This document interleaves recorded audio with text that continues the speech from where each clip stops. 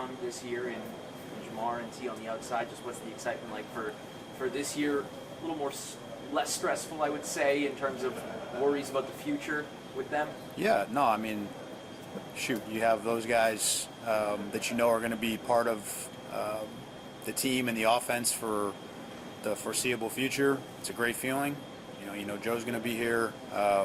Able to retain a guy like Mike, and so absolutely there's a sense of confidence and excitement for somebody in my role, but I think a lot of other people in the building as well, that these guys are here.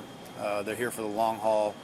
We know how close we've been, and we know there's work to get back there, but we know we have the guys that can do it. Obviously last year was a historic year for Joe, for Jamar as well, with Triple Crown. I know there's a lot of excitement about getting those guys replicating a year like that, but for you in your position, do you hope to maybe not have them have those kind of numbers, but be able to spread it out more and do different things with the offense? I hope that we are in position to win a lot of football games. That's our only goal.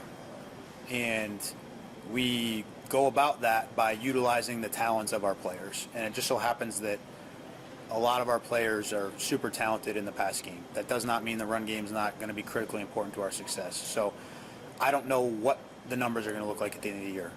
I think they're going to be good, but that's, at the end of the day, not why we're doing what we're doing, or not why we've put the offense together the way we've put it together. We put it together to win. And as long as we're winning and we're doing our part in that, I think there's going to be a lot of happy people. Talking about a great season last year, where are places you think that the offense can improve this year? Sure. I think that there's area to grow, and for as much as we throw the football, obviously protecting the quarterback is critical. And there's room for growth in that area. And that's 11 people's jobs plus the coaches. So I'm not just specifically saying the O-line in that comment. Everybody has a role in that, and how we operate and how quickly and efficiently we operate and what we ask our specific guys to do. So that's certainly an area. And then I think we are given the opportunity in the run game, given the resources that defenses dedicate to defending our pass game, to really have some advantageous looks. And we got to take advantage of those looks and get the ball to an explosive player like Chase Brown and see what he can do for us. But so you mentioned that running game. You added a Taj through the draft Yeah. this year too. Can you talk a little bit about that backfield and what those specific players can Sure. do? I think to me the ideal scenario in that room is that you have guys who really specialize in a couple different things. Obviously, we believe we have a feature back in Chase Brown. I think he can do whatever we ask him to do. It's incumbent on us to make sure that we're divvying out those roles and responsibilities so that Chase Brown is available to us over the entirety of a season. You have somebody like Samaje Perine, who's a consummate pro, incredibly smart, one of the best pass protecting backs in football. Pass protecting as a running back is a damn near a full-time job. And it doesn't mean Samaje is not going to be a ball carrier for us as well, but we have a ton of confidence in his ability to help us there. And then obviously bringing in a guy like Taj, he's a rookie. He's going to have opportunities, specifically in training camp in the preseason, to show us what he can do. And we hope he plays so well, we got to find a way to get him on the field. Bringing in a coach like Scott Peters with the offensive line, watching him during minicamp and OTAs, how hands-on he was and all of that, that's exciting to watch from the sideline. How exciting is it for you to watch a guy like that work with this group? Yeah, I mean, Scott's a joy to be around. Number one, as a coach, he's incredibly hardworking. He's smart. I think he's got rare expertise in his field and what really makes him go, which is equipping our players with the tools to be the best pass protectors, the best in the run game, whatever it might be. But yeah, that hands-on element of how he instructs those guys and how he's able to teach and explain and really make them feel what it is he's talking about, not just what he's saying, but feel it. Here, I'm gonna demonstrate for you. Yeah, there's an element of that I think is critical to who he is as a coach. It's how he goes about his job with authenticity, and I think the guys really have responded to it thus far. Franchise was able to bring in Al in the offseason.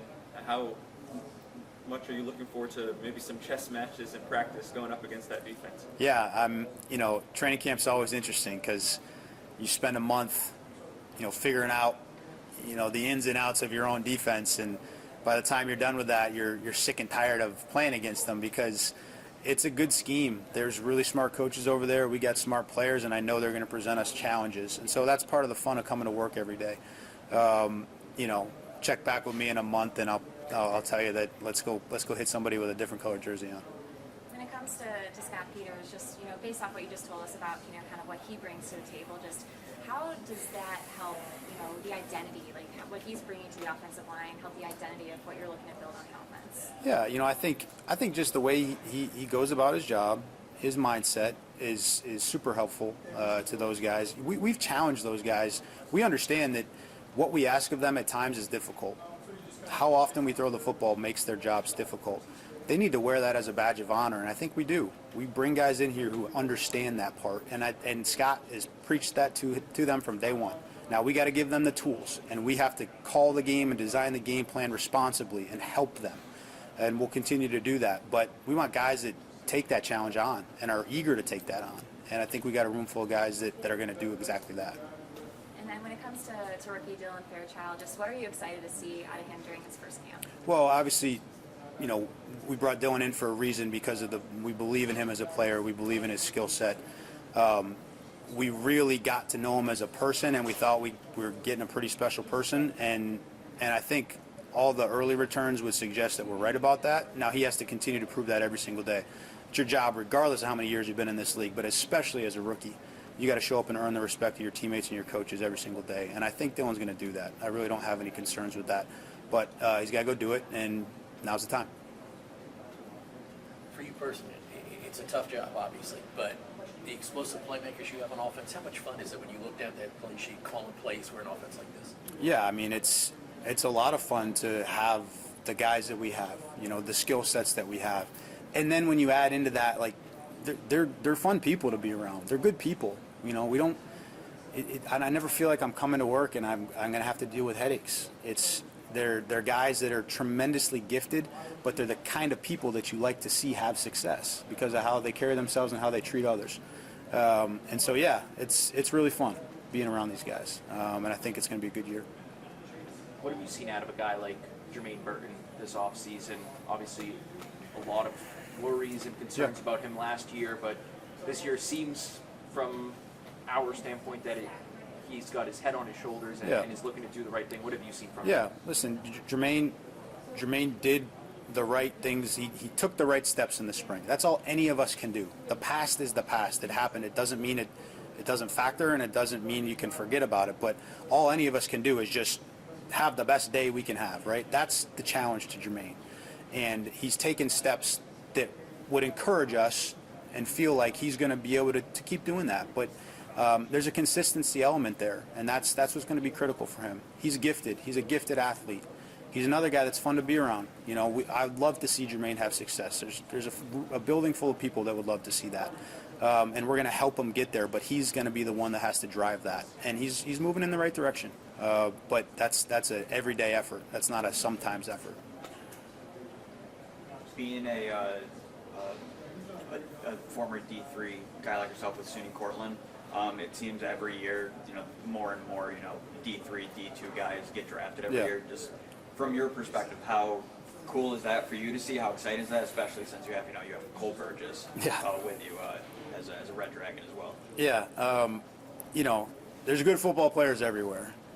There's a reason most guys who play Division III football like myself, there's a reason we were playing Division III football. If we were good enough, we would have been playing Division I football. But every now and then, there's guys that slip through the cracks, and it's always fun to see guys like that get an opportunity to prove themselves. It's a whole different ballgame up here, physically anyway. I like to think we played a good brand of football, and it helped me prepare myself for the job that I have now. I learned a lot of football, and I grew as a person at that level. But yeah, sure, you always, coming from that level, you always root for guys that have that same background. For those who don't know, can you give everybody what your taste of the Cortica Jug is and what it means to the Empire? Yeah, so the Cortica Jug, we believe it's the biggest little game in the country. So it's an intense, storied rivalry between SUNY Cortland and Ithaca College, and it's played every year. And there were these jugs that were originated, I want to say, back in the 50s or maybe even before then, that they play for every year. And it's one of the biggest things because when you do play at that level, you're used to playing in front of 3,000, 4,000 people. Well, that game every year, you're usually playing in front of 15, 20,000 people. And so that feels like the Super Bowl to you when you're in Division III football. And so that's, fortunately we won a bunch of them when I was there. And yeah, it's a fun deal. You can tell that he's an upstate New Yorker. Yeah, These questions. it's soft.